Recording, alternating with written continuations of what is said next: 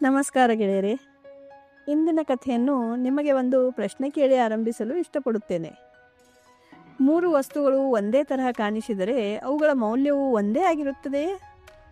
ಬಹುಶಃ ನೀವು ಹೌದು ಎಂದೇ ಹೇಳಬಹುದು. ಆದರೆ ಒಂದು ರಾಜನ ದರ್ಬಾರಿನಲ್ಲಿ ಹಾಗಾಗಲಿಲ್ಲ. ಬನ್ನಿ ನೋಡೋಣ ಅಲ್ಲಿ ನಡೆದದ್ದು ಏನೆಂದು. ಅದಕ್ಕಿಂತ ಮುಂಚೆ ನಿಮ್ಮ ನೆಚ್ಚಿನ ಕನ್ನಡ ಕಥೆಗಳಿಗಾಗಿ ನಮ್ಮ ಚಾನೆಲನ್ನು ಸಬ್ಸ್ಕ್ರೈಬ್ ಮಾಡಲು ಮರೆಯಬೇಡಿ.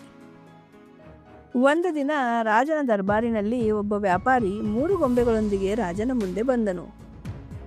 3 ಗೊಂಬೆಗಳು ನೋಡಲು ಸಂಪೂರ್ಣವಾಗಿ ಒಂದೇ ತರಹ, ಬಣ್ಣ ಒಂದೇ, ಆಕಾರ ಒಂದೇ, ತೂಕವೂ ಒಂದೇ. ಆದರೆ ವ್ಯಾಪಾರಿ ಹೇಳಿದನು, ಮೊದಲ ಗೊಂಬೆ ಅತ್ಯಂತ ಮೌಲ್ಯವಾದದ್ದು, ಎರಡನೆಯದು ಅದಕ್ಕಿಂತ ಕಡಿಮೆ, ಮೂರನೆಯದು ಅತ್ಯಂತ ಸಾಮಾನ್ಯ. ದರ್ಬಾರಿನಲ್ಲಿ ಕುತೂಹಲ ಹುಟ್ಟಿತು. ರಾಜನು ಚೆನ್ನಾಗಿ ಪರಿಶೀಲಿಸಿದನು. ಯಾವ ವ್ಯತ್ಯಾಸವೂ ಕಾಣಲಿಲ್ಲ. ಅವರು ಮಂತ್ರಿಗಳಿಗೆ ಹೇಳಿದರು, ವ್ಯತ್ಯಾಸವನ್ನು ಕಂಡುಹಿಡಿಯಿರಿ. ಬಹಳ ಪ್ರಯತ್ನಗಳಾದವು, ಆದರೆ ಉತ್ತರ ಸಿಗಲಿಲ್ಲ. ಆ ಸಮಯದಲ್ಲಿ ಜ್ಞಾನಿ ಎನಿಸಿಕೊಂಡ ಮಂತ್ರಿಯೊಬ್ಬರು ಮುಂದೆ ಬಂದರು. ಅವರು 3 ಸಣ್ಣ ಹುಲ್ಲುಕಡ್ಡಿಗಳನ್ನು ತರಲು ಹೇಳಿದರು. ಎಲ್ಲರ ಕಣ್ಣುಗಳು ಈಗ ಅವರ ಮೇಲೆ ನೆಟ್ಟಿದ್ದವು. ಮೊದಲ ಗೊಂಬೆಯ ಕಿವಿಯಲ್ಲಿ ಕಡ್ಡಿಯನ್ನು ಹಾಕಿದರು. ಅದು ಒಳಗೆ ಹೋಗಿ ಕಾಣೆಯಾಯಿತು. ಎರಡನೆಯ ಗೊಂಬೆಯ ಕಿವಿಯಲ್ಲಿ ಹಾಕಿದರು. ಒಂದು ಕಿವಿಯಿಂದ ಒಳಗೆ ಹೋಗಿ ಮತ್ತೊಂದು ಕಿವಿಯಿಂದ ಹೊರಬಂತು. ಮೂರನೆಯ ಗೊಂಬೆಯ ಕಿವಿಯಲ್ಲಿ ಕಡ್ಡಿ ಹಾಕಿದರು. ಅದು ನೇರವಾಗಿ ಅದರ ಬಾಯಿಯಿಂದ ಹೊರಬಂತು. ಈಗ ದರ್ಬಾರಿನಲ್ಲಿ ಸಂಪೂರ್ಣ ಮೌನ. ರಾಜನು ಕೇಳಿದನು, ಮಂತ್ರಿಗಳೇ, ಇದರ ಅರ್ಥವೇನು?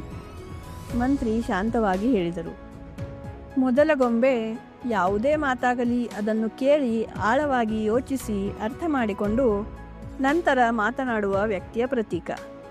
ಇಂತಹ ಜನ ಅಪರೂಪ. ಆದರೆ ಸಮಾಜದ ನಿಜವಾದ ಆಧಾರ ಸ್ತಂಭ ಇವರೇ. ಆದ್ದರಿಂದ ಇವರ ಮೌಲ್ಯ ಅತ್ಯಂತ ಹೆಚ್ಚು. ಎರಡನೇ ಗೊಂಬೆ ಅಗತ್ಯವಿಲ್ಲದ ಮಾತುಗಳನ್ನು ಒಳಗೆ ಇಟ್ಟುಕೊಳ್ಳದವರು. ಪ್ರತಿ ವಿಷಯಕ್ಕೂ ಪ್ರತಿಕ್ರಿಯೆ ಕೊಡುವುದಿಲ್ಲ, ವಿವಾದವನ್ನೂ ಬೆಳೆಸುವುದಿಲ್ಲ. ಇವರು ಗೌರವಕ್ಕೆ ಪಾತ್ರರು. ಮೂರನೇ ಗೊಂಬೆ ಯಾವುದೇ ಮಾತು ಕೇಳಿದ ಕೂಡಲೇ ಅದನ್ನು ಮುಂದೆ ಹೇಳಿಬಿಡುವಂತಹ ಜನರ ಪ್ರತೀಕ. ಯೋಚನೆ ಇಲ್ಲದೆ, ಹೊಣೆಗಾರಿಕೆ ಇಲ್ಲದೆ. ಇವರು ನಿಧಾನವಾಗಿ ತಮ್ಮ ಮೌಲ್ಯವನ್ನು ಕಳೆದುಕೊಳ್ಳುತ್ತಾರೆ. ಸ್ನೇಹಿತರೆ, ಈ ಕಥೆ ಗೊಂಬೆಗಳ ಬಗ್ಗೆ ಅಲ್ಲ, ಇದು ನಮ್ಮ ಬಗ್ಗೆ. ಪ್ರತಿದಿನ ನಾವು ನಿರ್ಧರಿಸುತ್ತೇವೆ ನಾವು ಯಾವ ಗೊಂಬೆಯಾಗಬೇಕೆಂದು. ನಾವು ಕೇಳಿ ಯೋಚಿಸುವವರಾಗಬೇಕೇ? ಅಗತ್ಯವಿಲ್ಲದ ಮಾತುಗಳನ್ನು ಬಿಡುವವರಾಗಬೇಕೇ? ಅಥವಾ ಕೇಳಿದ ಪ್ರತಿಯೊಂದು ಮಾತನ್ನು ಹರಡುವವರಾಗಬೇಕೇ? ಗಮನದಲ್ಲಿಡಿ, ಮಾತುಗಳು ಗಾಳಿಯಲ್ಲಿ ಕಳೆದು ಹೋಗುವುದಿಲ್ಲ. ಅವು ಹೃದಯಗಳಲ್ಲಿ ಉಳಿಯುತ್ತವೆ. ಅವು ನಂಬಿಕೆಯನ್ನು ಕಟ್ಟಬಹುದು ಅಥವಾ ನಂಬಿಕೆಯನ್ನು ಒಡೆಯಬಹುದು. ಆದ್ದರಿಂದ ಮುಂದಿನ ಬಾರಿ ನೀವು ಏನಾದರೂ ಕೇಳಿದರೆ ಸ್ವಲ್ಪ ನಿಲ್ಲಿ, ಯೋಚಿಸಿ, ನಂತರ ಮಾತನಾಡಿ. ಏಕೆಂದರೆ ಮಾನವನ ನಿಜವಾದ ಮೌಲ್ಯ ಅವನ ಮಾತುಗಳಿಂದಲೇ ನಿರ್ಧಾರವಾಗುತ್ತದೆ. ಈ ಕಥೆ ಇಷ್ಟವಾದಲ್ಲಿ ಲೈಕ್ ಮತ್ತು ಶೇರ್ ಮಾಡಲು ಮರೆಯದಿರಿ. ಧನ್ಯವಾದಗಳು. ಜೈ ಹಿಂದ್.